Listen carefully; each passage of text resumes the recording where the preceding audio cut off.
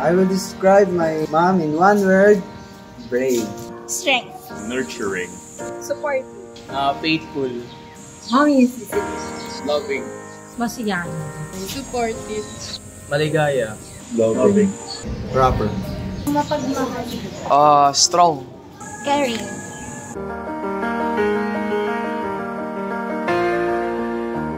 Sa mommy ko, thank you for being our source of strength. Hindi man kami vocal, kaming sa pamilya, pero we're very grateful na ikaw yung nilaan ng Diyos para maging nanay ng pamilya. And thank you din sa mga sacrifices and sa pagmamahal na itinuro mo sa amin. And to all the mothers out there, ayun, maraming salamat sa lakas nyo, sa lakas para itaguyod din yung pamilya, and sa pagmamahal sa mga anak and sa buong pamilya natin. Ayun. Thank you, Mom. You're the best. To my mommy, as I said earlier, her resilience. One of her traits na hinahangaan ko sa kanya. Hangang-hanga ko sa kanya doon kasi because of that, after all ng mga problema namin as a family, bumabalik pa rin siya doon sa OG plan niya na to keep the family as one and strong. Dahil doon, it gives us the strength and hope para ma-overcome yung mga problems. And to all the mothers out there, dahil sa ganun yung trait, I really admire your one. Hoping to be one like you in the future. Ang message ko sa mama ko, thank you sa pagtataguyod sa aming magkapatid, tsaka ginagawa mo lahat ng mga kaya mo para lang mabigay yung mga gusto namin, tsaka pag pupuyat pa lang sa gabi, sobrang hirap naman, kasi kinakaya mo. I love you, mga mammers. Yung message ko sa mga nanay dyan, maging nanay lang kayo, magpakabait kayo sa asawa nyo, lagi kayong mag-iingat dahil kapag nawala yung isa sa parents, mahihirapan. Kaya lagi kayong mag-iingat mga nanay. Amen! To my grandma, saka sa mama ko, ayun, you see this man, this independent man out here, this will not be possible without your guidance, without your love.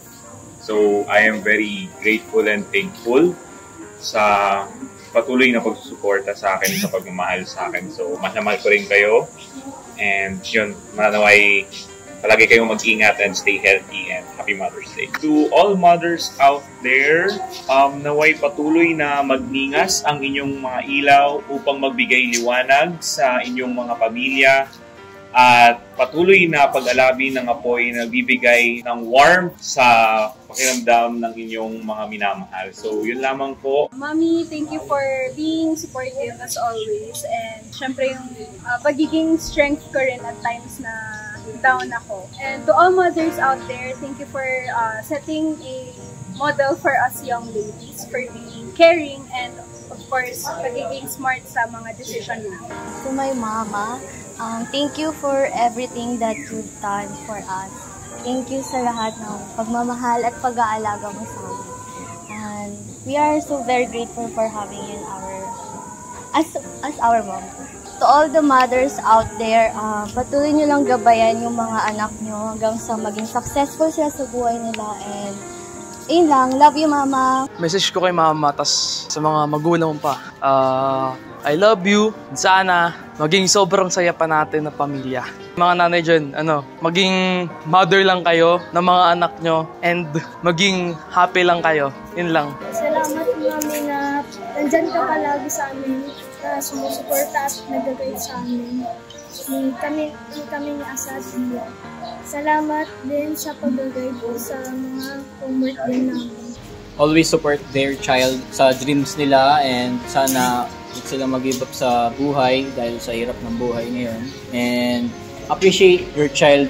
Mahal na mahal kita mami kasi hindi mo kami pinapabayaan ng kapatid ko, and lagi mo kaming tinuturuan ng tamang asal.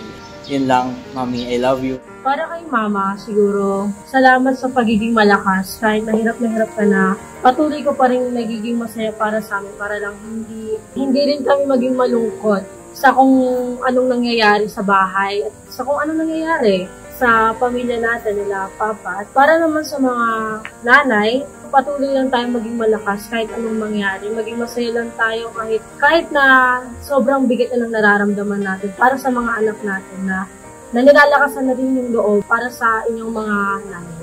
Yun lang, Ma. Mahal kita, Mama. Hi, Mommy. Thank you for always being there para sa magkakapatid. And thank you for supporting us always and guiding us sa mga decisions namin. I'm grateful that you're my mother. To all the mothers out there, continue to be a role model para sa aming mga kabataan. Continue to guide us, continue to love us, and love us more and more until kailan. Basta, hindi ko masabi kung until kailan. To all the mothers out there, and always support them sa kanilang mga decisions. Happy Mother's Day, Mama. Thank you sa lahat ng supporting sa akin. Miss na miss ka na namin. And yun lang. Ingat ka palagi dyan. Thank you, Mami, sa pag-suporta sa akin, sa mga gawain ko, hobbies ko, mga gusto kong gawin. Sa pag-support ng mga ideas. Malakas ka po, Mami. Pinapakita mo naman. Kaya mo nilalabanan ng ngiti. Ng kasayahan. Love you, Ma. Hello, Ma. Gusto ko na say na sorry kung makulit ako madalas. Sobrang pasaway ko. And most of the time, di yung nakikinig. Pero I wanna let you know na kahit na ganun, still love you, always. Marami mang pagsubok ang dumating sa families. Stay strong lang. And pray lagi. God bless.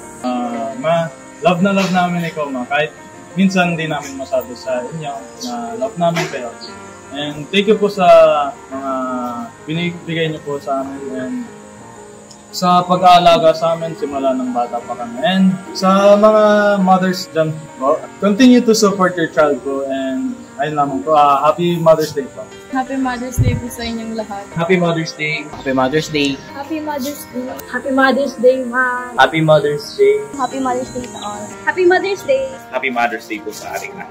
Happy Mother's Day! Happy Mother's Day! Happy Mother's Day! Happy Mother's Day! Happy Mother's Day! What?